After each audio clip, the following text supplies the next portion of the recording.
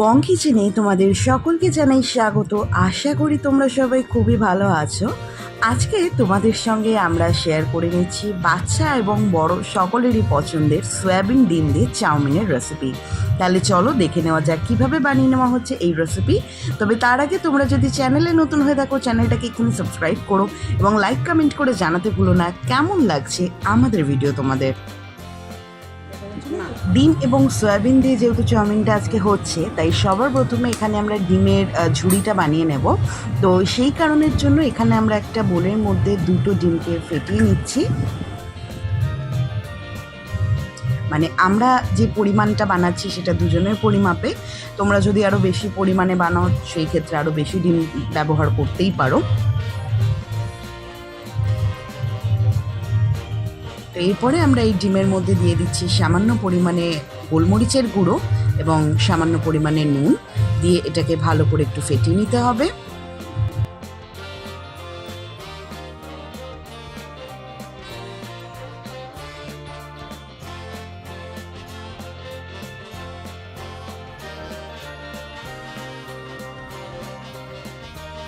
ডিমটা আমাদের এখানে ভালোভাবে ফেটানো হয়ে গেছে প্যানে। এরপরে আমরা দিয়ে দিলাম সামান্য পরিমাণে একটু সাদা তেল, যাতে ডিমটাকে ভেজে নেওয়া যায় ভালোভাবে।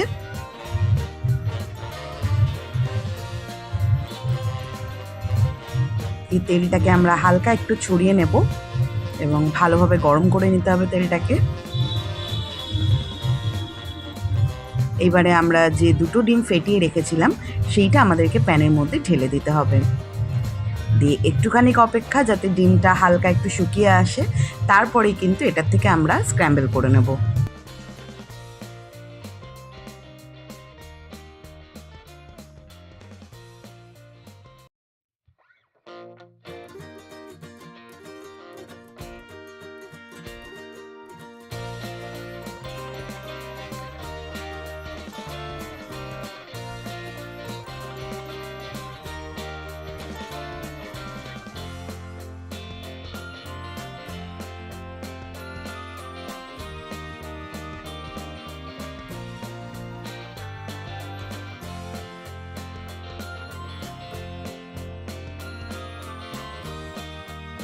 ডিমটা এইভাবে শুকিয়ে এলে একটা খুন্তির সাহায্যে এইভাবে আমরা একটুখানি ডিমটার থেকে ঝুড়ো করে নেব। তোমরা যারা ডিম খেতে পছন্দ করো না বা যদি কারো ডিমে অ্যালার্জি থাকে, সেই ক্ষেত্রে কিন্তু তোমরা ডিমটাকে বাদ দিয়ে মানে বাকি যে প্রসিজারটা আছে সেইভাবেও কিন্তু বানিয়ে নিতে পারো একদম নিরামিষভাবে। সেটাও কিন্তু মানে ডিম ছাড়া খেতেও কিন্তু বেশ ভালো লাগে। তবে আমরা যারা একটু ননভেজ লাভার তাদের ক্ষেত্রে কিন্তু সয়াবিনের পাশাপাশি একটু ডিম দিয়ে খেলে টেস্টটা একটু বেশিই বেটার লাগে। তোমরা কারা কারা আমার সঙ্গে একমত অবশ্যই কমেন্ট করে জানিও। মানে তোমাদের কাদের কাদের ডিম দিয়ে সয়াবিন দিয়ে চাউমিন খেতে ভালো লাগে আর কাদের কাদের প্রপার ভেজ চাউমিন খেতেই ভালো লাগে, সেটা অবশ্যই কমেন্ট করে জানাতে ভুলো না। এদিকে কিন্তু আমাদের ডিমটা কিন্তু বেশ ভালোভাবে ভাজা ভাজা হয়ে এসেছে ঝুড়োটা। তো এবার এটাকে আমরা সাইড করে নেব এবং এদিকে নিয়ে নিয়েছি আমরা সয়াবিন। তো এখানে আমরা মিনি সয়াবিন চাংস যেটা রয়েছে সেটার ব্যবহার করছি এবং সয়াবিনটাকে আমরা হালকা নুন দিয়ে সিদ্ধ করে জল ঝরিয়ে রেখেছিলাম এবং তার মধ্যে আমরা দিয়ে দিলাম সামান্য পরিমাণে একটু কর্নফ্লাওয়ার, নুন আর সামান্য পরিমাণে গোলমরিচের গুঁড়ো দিয়ে কিন্তু আমরা এটাকে শুকনো হাতে ভালোভাবে একটু মিশিয়ে নেব এবং খেয়াল রাখতে হবে যেন কোনোভাবে সয়াবিনের মধ্যে জল না থাকে। মানে জলটাকে কিন্তু ভালোভাবে ছেঁকে নিয়ে কিন্তু সয়াবিনটাকে আলাদা করে রাখতে হবে।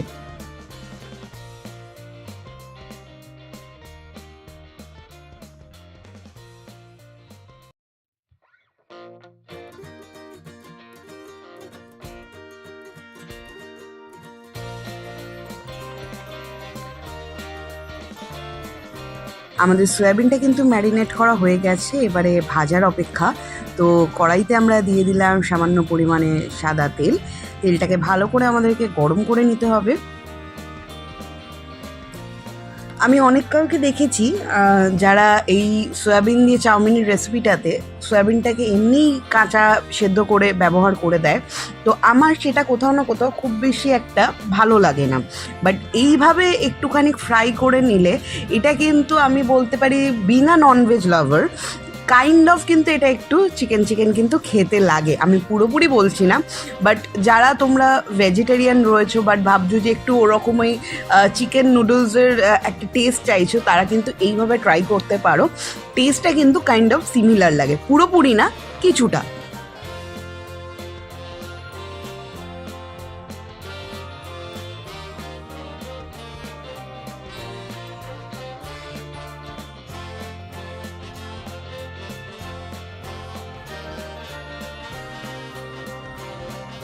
এখানে কিন্তু সয়াবিনটা কিন্তু আমাদের বেশ লাল লাল করে ভাজা হয়ে গেছে। এবারে সয়াবিনটাকে আমরা একটা আলাদা পাত্রে তুলে রাখবো। এবং এই ক্ষেত্রে বলে রাখি, এই ফ্রাই করা সয়াবিনটাও কিন্তু মানে সন্ধ্যাবেলা অ্যাজ আ স্ন্যাক্স হিসাবে কিন্তু তোমরা চায়ের সঙ্গে ট্রাই করতে পারো। ওপর থেকে হালকা একটু চাট মশলা ছড়িয়ে সসের সাথে খেতে কিন্তু বেশ ভালো লাগে। মানে চায়ের সাথে একটা সয়াবিনের এরকম চান্স দারুণ লাগে খেতে, কখনো ট্রাই করে দেখতে পারো। এবারে ওই তেলের মধ্যে আমরা আরও কিছুটা পরিমাণে রিফাইন্ড অয়েল দিয়ে দিলাম এবং এর মধ্যে তেলটা গরম হলে আমরা সবজি ভেজে নেব। তো এখানে আমরা সবজি বলতে ব্যবহার করেছি আলু, বাঁধাকপি এবং পেঁয়াজ রয়েছে, আর রয়েছে ঝালের জন্য কাঁচা লঙ্কা। তো এখানে এই আলু আর বাঁধাকপি এবং পেঁয়াজটা কিন্তু আশা করি তোমরা দেখতেই পাচ্ছ, আমরা এরকম লম্বা লম্বা ঝিরিঝিরি করে কিন্তু কেটে নিয়েছি। আর এদিকে কিন্তু হয়ে গেছে আমাদের তেল গরম এবং তার মধ্যে কিন্তু লম্বা লম্বা ঝিরিঝিরি করে কেটে রাখা আলুটা কিন্তু আমরা সবার প্রথমে ছেড়ে দিলাম, কারণ এই কটা সবজির মধ্যে আলুটাই সব থেকে বেশি সিদ্ধ হতে সময় লাগে। তো আলুটাকে দিয়ে আমরা একটু আলুটাকে আগে ভেজে নিতে হবে।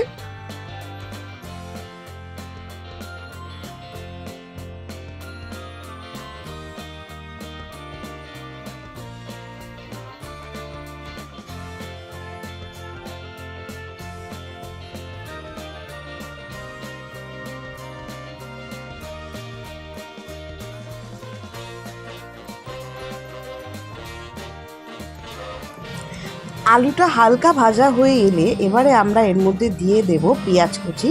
যে পেঁয়াজটা আমরা ঝিরিঝিরি করে কেটে রেখেছিলাম সেই পেঁয়াজ কুচিটা এবার আমাদেরকে দিয়ে দিতে হবে।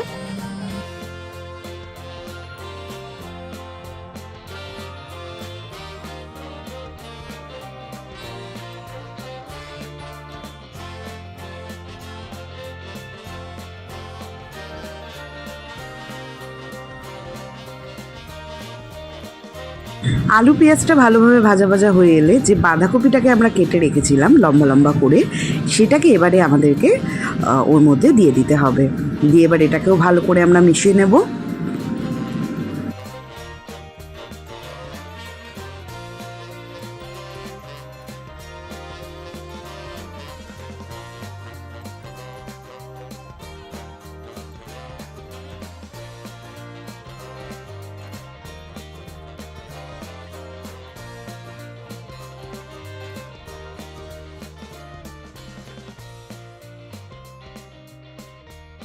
এবার আমাদেরকে দিয়ে দিতে হবে ঝালের জন্য পরিমাণ মতন কাঁচা লঙ্কা। অবশ্যই তোমরা যতটা কাঁচা লঙ্কা খেতে পছন্দ করো সেই অনুযায়ী দেবে। দিয়ে দেওয়া হচ্ছে পরিমাণ মতন নুন, দিয়ে দেওয়া হচ্ছে এবারে ক্রাশ করা গোলমরিচ, আর দিয়ে দিচ্ছি এখানে 1 চামচ চাউমিন মশলা। তো এখানে বলে রাখি, এই চাউমিন মশলা যেটা বাজারে কিনতে পাওয়া যায় সেটার ব্যবহারই করেছি, এবং এই মশলার মধ্যে যেহেতু নুন থাকে তাই নুনের ব্যবহারটা করার সময় কিন্তু সেটা মাথায় রেখে নুনটা আমাদেরকে দিতে হবে। মানে যেহেতু চাউমিন মশলার মধ্যে নুন আছে, তাই যদি এমনি নুনে কাঁচা নুনের পরিমাণ যদি বেশি হয়ে যায় তাহলে কিন্তু বেশি নুনটা হয়ে যেতে পারে। তো ওটা ব্যালেন্স করে কিন্তু তোমাদের ব্যবহার করতে হবে। আর এদিকে আমাদের আলু, বাঁধাকপি, পেঁয়াজ সব কিছু ভাজা হয়ে এসেছে। এই সময় এবার আমরা দিয়ে দেবো এর মধ্যে সেদ্ধ করা চাউমিন। তো এখানে চাউমিনটাকে আমরা হালকা নুন দিয়ে সিদ্ধ করে সেটাকে ঠান্ডা করে নিয়েছিলাম। নিয়ে এবার সেই চাউমিনটাকেই আমরা দিয়ে দিচ্ছি। এরপরে চাউমিনটাকে আবার ভালোভাবে মিক্স করে নিতে হবে।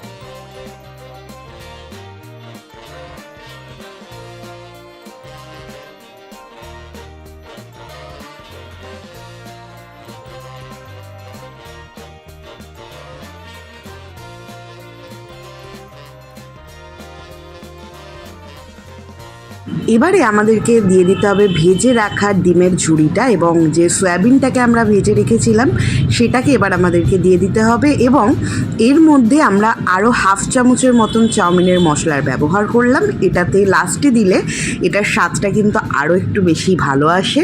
দিয়ে এবার এটাকে ভালোভাবে মিশিয়ে নিলেই কিন্তু তৈরি হয়ে যাবে আমাদের আজকের রেসিপি সয়াবিন দিয়ে ডিম দিয়ে চাউমিন। একদম ঘরোয়াভাবে কিন্তু আমরা এটা বানিয়ে নিলাম, কোনো রকমের এক্সট্রাভাবে সস বা অন্য কিছু ব্যবহার কিন্তু আমরা একদমই করলাম না। কিন্তু খেতে কিন্তু হয় খুবই অসাধারণ, খুবই টেস্টি। বড় থেকে ছোট কিন্তু সকলেরই এই রেসিপিটা খুবই পছন্দের কিন্তু হয়। আর তোমরা চাইলে এটাকে ডিনারেও বানিয়ে নিতে পারো, ব্রেকফাস্ট হোক বা ইভিনিং স্ন্যাক্স হিসাবে বানালে সকলের মুখে হাসি ফুটবে, এইটুকু বলতে পারি। তো তৈরি হয়ে গেল আমাদের আজকের রেসিপি। তোমাদের যদি ভিডিওটা ভালো লেগে থাকে তাহলে অবশ্যই চ্যানেলটাকে সাবস্ক্রাইব করো এবং লাইক কমেন্ট করে জানাতে ভুলো না কেমন লাগছে আমাদের ভিডিও তোমাদের। কারণ সুস্বাদু খাওয়া মানেই কিন্তু মন বলে আহার, তার জন্য কিন্তু আমাদের চ্যানেলটাকে সাবস্ক্রাইব করে নেওয়া চাই। তোমাদের সঙ্গে আবার দেখা হচ্ছে অন্য কোনো ভিডিওতে অন্য কোনো সময়। ভালো থেকো।